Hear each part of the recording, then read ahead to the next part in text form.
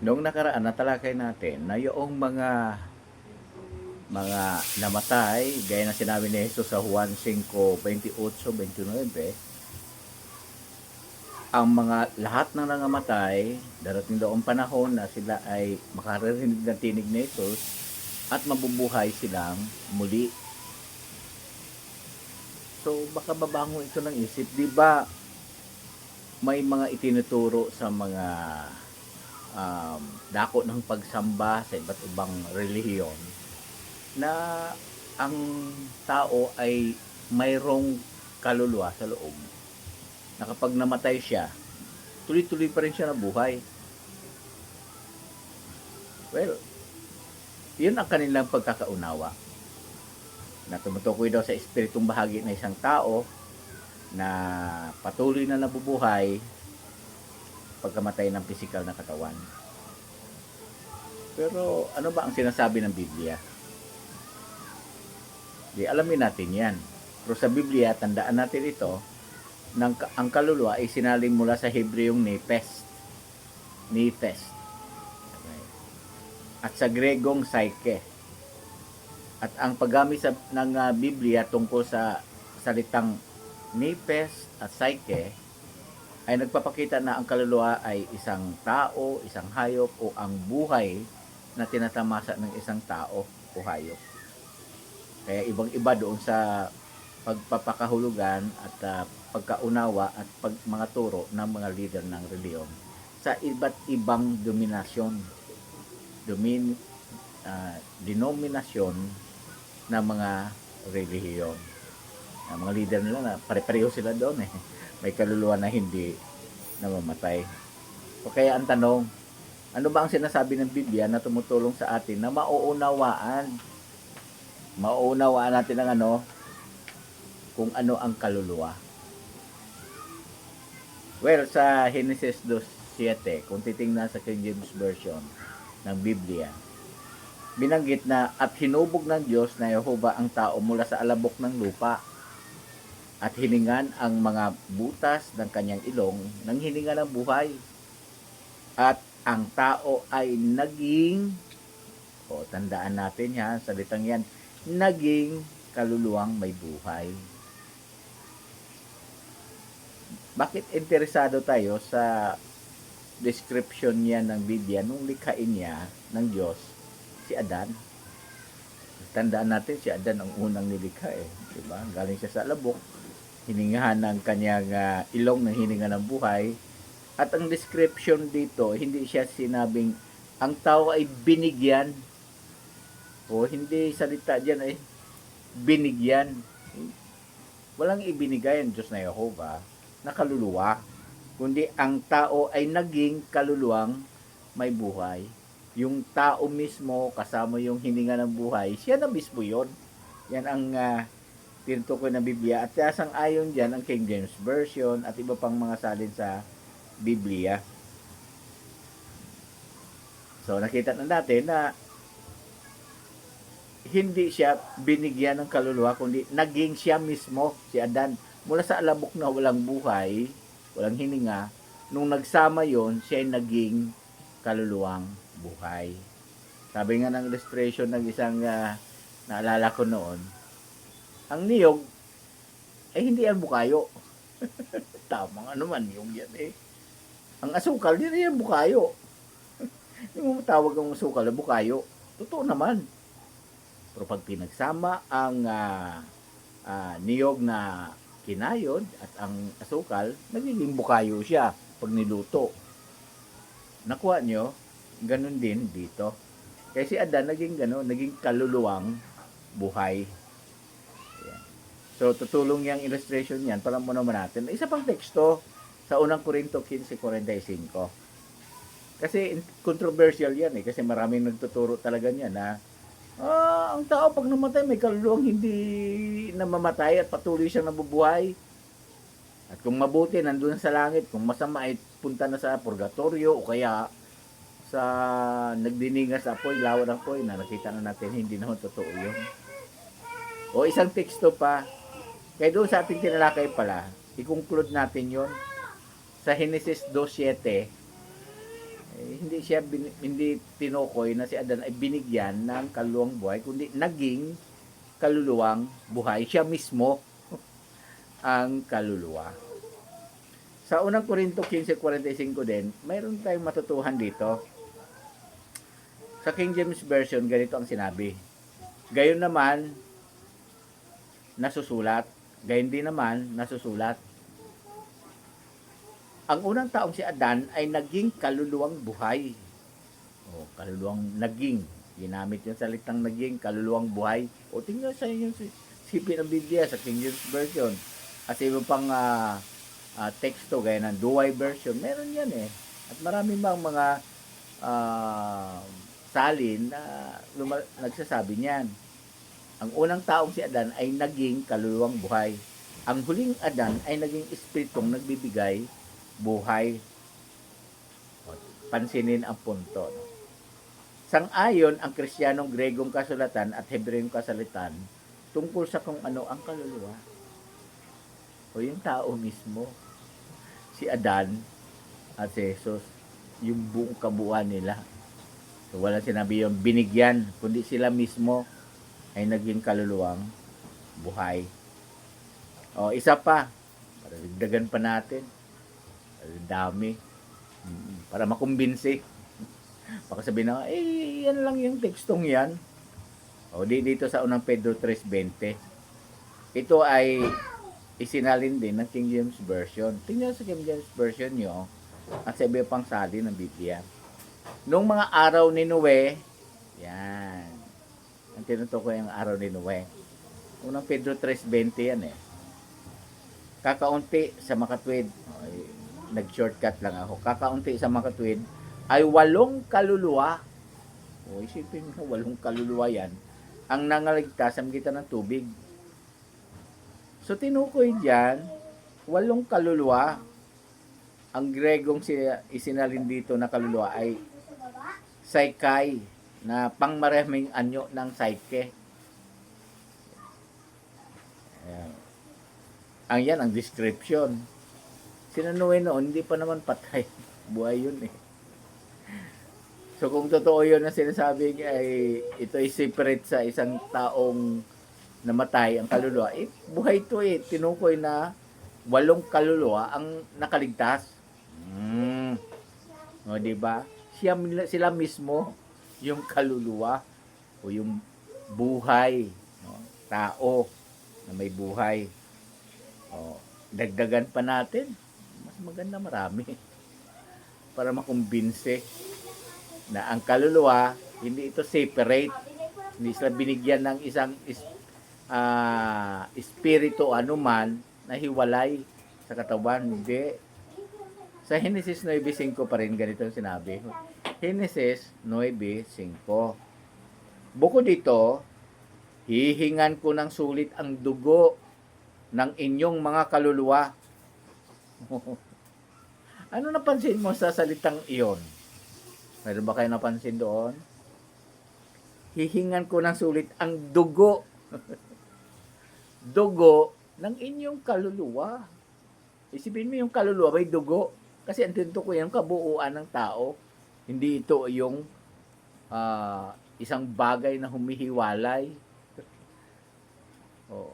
So nakita natin, no, ang kaluluwa nito may dugo na tumutukoy sa buhay. Ayan. Panglima pa. Dagdagan pa natin ulit. Maganda yung mas marami. Sabi niyan, mas marami, the more is merrier. O ano pa ang ating makikitang katibayan na ang kaluluwa hindi siya nakahiwalay na bahagi sa tao, kundi siya tao mismo, sila mismo ang kaluluwa. Gaya na sinabi na si Adan ay naging kaluluwang buhay. Si Jesus ay naging espiritong nagbibigay buhay. O. Sa Josue 11:11. O, tingnan nyo sa Josue 11:11. Sa isipin ng Biblia. O, anumang sipin ng Biblia mo dyan. Tingnan nyo. At kanilang sinugatan ng talim ng tabak ang bawat kaluluwa. O sinugatan ng talim ng tabak ang bawat kaluluwa. O, andito yung aking apo na mabait.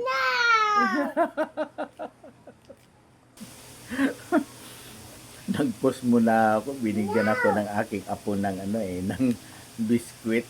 Ay kung tanggihan, baka maging malaman to. Si Kuya, oo nga, ang gwapo ni Kuya, no? Lamos Kuya ha, huwag maawayin ha. Okay, tuloy natin. Sabi niyan, sinugatan ng talim ng tabak ang bawat kaluluwa. Huswe, unsi-unsi yan. Kung ito espiritu lang o isang bagay na hindi nakikitang humihiwalay, masusugatan mo ba yon? No! No daw, tama siya. Yung apo kong si Chi. So, dito pinakita na ang kaluluwa ay matatamaan ng tabak. Kaya ang mga kaluluwang ito ay hindi mga espiritu. Totoo yan. Tama. Katunayan, binanggit sa Biblia na maari pa nga itong mamatay. Ang kaluluwa, oo, bibiche. Ang kaluluwa ay maari pang mamatay. Mayroon ba tayong mababawasan ganyan? Meron. Meron talaga. Basahin nga natin ang Ezekiel 18:4.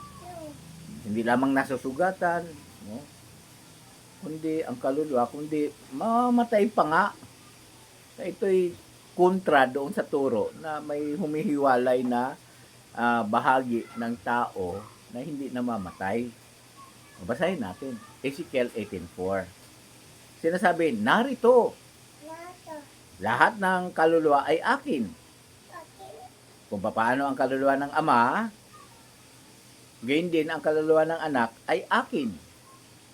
Ang kaluluwa na nagkakasala ay mamamatay.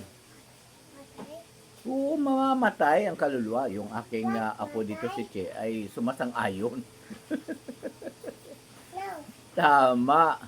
Kaya no yun sa bagay na hindi ito isang humihiwalay na espiritu na nasa loob ng tao pagkamatay. Walang ganon.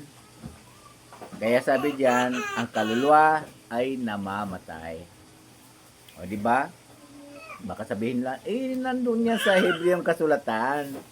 Kumusta naman sa Gregong kasulatan sa panahon ni Jesus? Ganun din, may mababasa din tayong ganyan eh. Sa Mateo 10:28. Basahin natin ang Mateo 10:28. Sa King James Version pa rin. Magandang tingnan nyo sa inyong sariling sipit ng Biblia. Matthew 10:28. Baka hinahanap nyo pa dyan. Huwag kayong matakot sa mga pumapatay ng katawan, tatapat hindi makapapatay sa kaluluwa, kundi bagkos ang katakutan ninyo ang makapupuksa sa kaluluwa at sa katawan sa Gehenna. Sipin nyo lang yan. Sabi nga nila, ang kaluluwa daw, patuloy na bubuhay, hindi na mamatay yun. Dito, linaw, mapupuksa ang kaluluwa. Doon sa Ezekiel 18:4, mamamatay ang kaluluwa kasi siya yun, kabuuan ng tao mismo. So, tama si Jesus. Tama si Jesus ay tama, sabi ni Che. Tama si Jesus. Tama. Na sinasabi na ang mga taong namatay ay nasa libingan at naghihintay ng kanyang tinig para makarinig at sila'y mabubuhay muli. Wala yung napunta sa langit, walang napunta sa impyerno o purgatorio, walang ganon. Kaya i-erase nyo sa isip nyo na may kaluluwa ang tao sa loob na hindi namamatay. Di totoo yun. Ayan ang liwanag naman. Gaya ng ating nababasa sa Biblia. Okay? So magandang punto yan, ano? Dapat ating pakatandaan, i-erase, alisin, no? Ibura. Alisin sa isip na mayroon tayong kaluluwa na hindi namamatay. Mali yun. Mali yun. Kasi ganito lang kasimple yan kung ang tao, isang reasoning lang ito Pagkatapos nang nakita natin ang biblical basis, yung reasoning naman, bakit kailangan pang buhayin ulit ni Jesus? Nangako siya na lahat ng mga nasa libingan ay bubuhayin niya uli. Kung buhay na ito, sa langit man, o ano mang sinasabing kung saan man ito, bakit pa kailangan silang bubuhayin muli? Diba? So, tama lang si Jesus. At tama rin ang Biblia na ang kaluluwa, nagkasala ito mismo ay mamamatay. Namamatay ang kaluluwa, ang tao mismo. At ang pag-asa niya, gaya sinabi ni Jesus, ay mabuhay muli. At sila ay walang alam. Ecclesiastes 9:5. Walang alam. Kaya, magandang pakatandaan siya. I-erase sa isip natin na mayroon tayong kaluluwa na hindi namamatay. May natutuhan ba kayo dyan? Diba? Synchronize ang Biblia. Synchronize siya. Kaya nga may pagkabuhay muli sa lahat ng nasa libingan kasi ang tao, pag namatay siya, wala nang alam. Hindi siya nabuhay kung saan-saan. Saan-saan siya. Kaya na itinuturo ng maraming leader ng reliyon. Kaya, ang kaluluwa, tayo mismo, ang tao mismo na mamatay at pag-asa, pagkabuhay muli. Maliwanag yan. Muli, pwede nyo ba panoorin itong video ng paulit-ulit? No? Paulit-ulit, ng paulit-ulit. Basahin nyo ang teksto na nabanggit ko. Itong cute ng aking baby. Ang aking smart na 2-year-old na baby. Diyan, ayan, dali ka, kita ka, pakita ka, dali dito. Ayaw mo naman magpakita.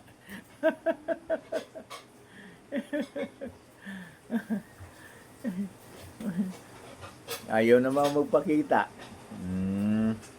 So, uli, inanyayahan ko kayo na mag-subscribe sa Mar Lequin, Lequin. Makikita naman yan sa ibaba no? Subscribe kayo para marami pa tayong matutuhan sa mga iba't ibang paksa sa Biblia. Tandaan nyo, hindi naman ako dito ang nagsasabi. Kinukuot ko lang sa Biblia kapag ang Biblia ang nagpapaliwanag sa ganang sarili. Hindi yung ako ang nagpapaliwanag dyan. Ang Biblia din naman, di ba? Sinasabi ko lang naman saan yung sa pananalita ng bawat teksto yung binabanggit. Hindi naman ako nag-aalib ng mga sarili kong haka-haka. Walang ganun. Kung ganun, sarili kong turo yun. Pero ang totoo niyan, ang nagtuturo sa inyo, ay ang Diyos na Jehovah. Mahal niya tayong lahat. Gusto niya tayong turuan. At bakit niya gusto tayong turuan? Para maging marunong tayo. Pag marunong ka, di ka maluko. Di ba totoo yan? Ang tanging naluloko, yung hindi marunong, walang karanasan. Kaya sa Kawikaan 22:3, sinasabi na, ang matatalino o marunong ay nakikita ang panganib sa malayo at nagtatago. Marunong kasi nakikita niya na ano yung totoo. Kaya yan dito din gano'n sa Biblia, tinutulungan tayo ng Diyos na maging marunong, tinuturuan niya tayo para hindi mali yung ating paniniwalaan. Kasi maraming tao ang naguguluhan na rin sa kanilang ang tinuturo ng leader ng relihiyon Kaya kayo, inayahan ko, makipag-aral kayo sa mga saksi ni Jehovah. Tandaan ang puntong ito. Ito yung nasabi ko na rin sa kausap ko doon sa Rizal Park. Marami doon mga taong mga pilosopo. Sabi ko sa kanila, kung bakit kayo ay maraming tanong, halimbawa, nagbangon kayo ng tanong, sinasagot ko sa Biblia. Ang sagot ng Biblia, nagbabangon pa kayo ng tanong, bakit? Simple lang ang sagot. Ilagay mo nga ang batang grade 1, papasukin mo ng college.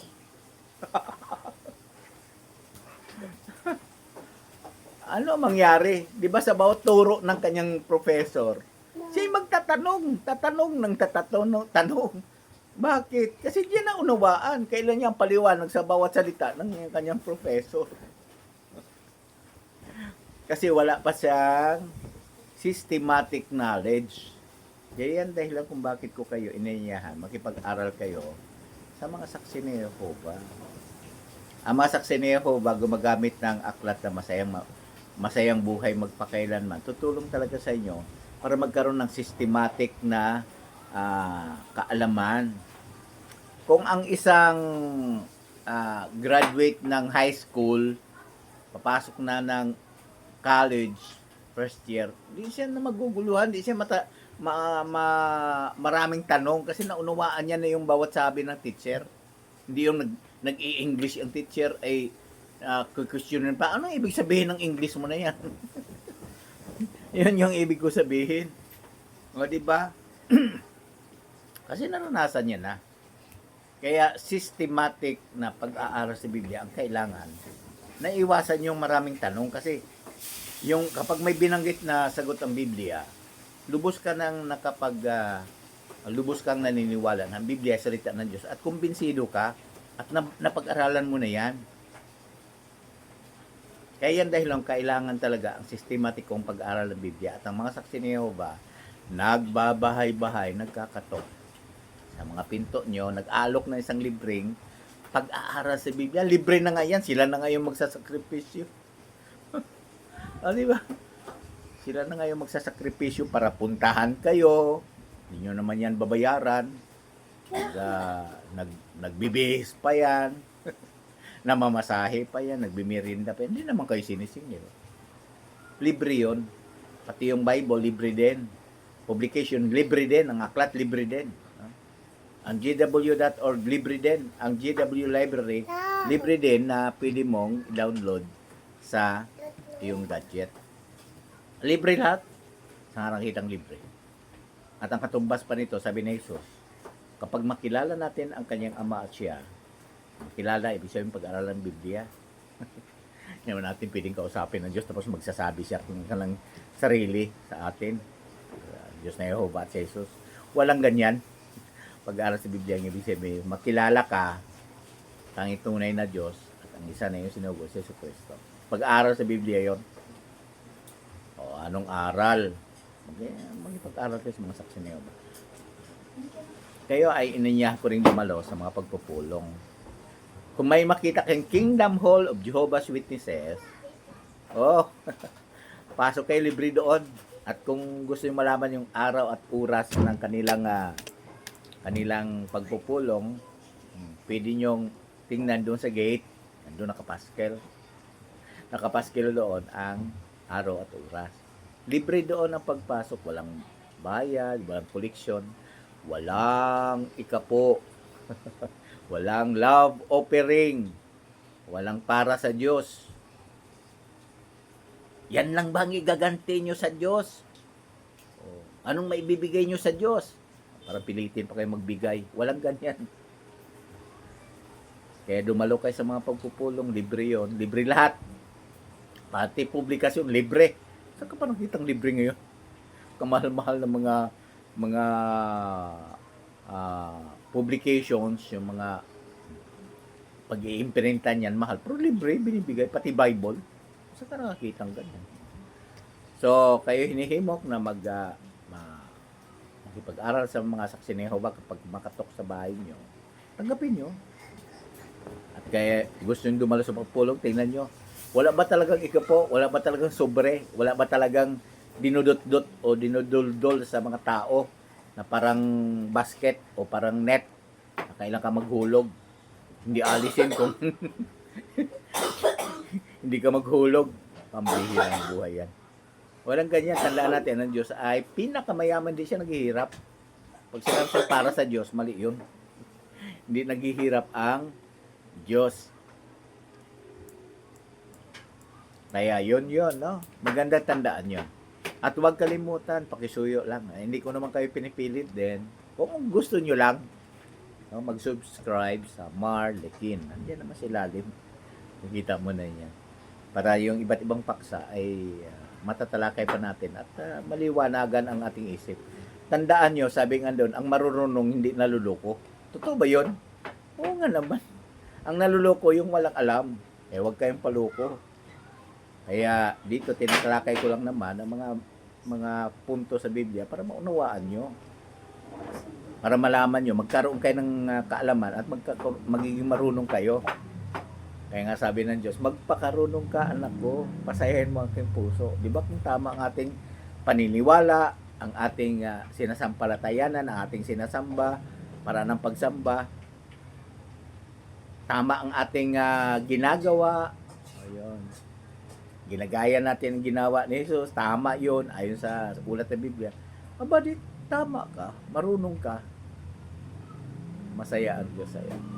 Kaya nakita natin, walang kaluluwang hindi namamatay. Ang kaluluwa tayo mismo.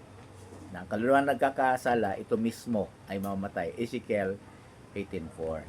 So maliwanag natin tinalaki yun. Erase sa isip na may kaluluwang hindi namamatay. Fake news yun. Scam yun, fraud yun. At ayaw natin padaya. At ang mandaraya sa pananampalataya ng tao, si Satanas ng Diablo at ang kanyang mga ahente. Huwag kayong padaya. Aral kayo ng Biblia, maniniwala kayo sa Biblia. Hindi ko huwag kayong maniwala kung ano yung sinasabi ko na kung sarili ko, huwag. Pero kung sinabi ko yan mula sa Biblia, maniwala ka.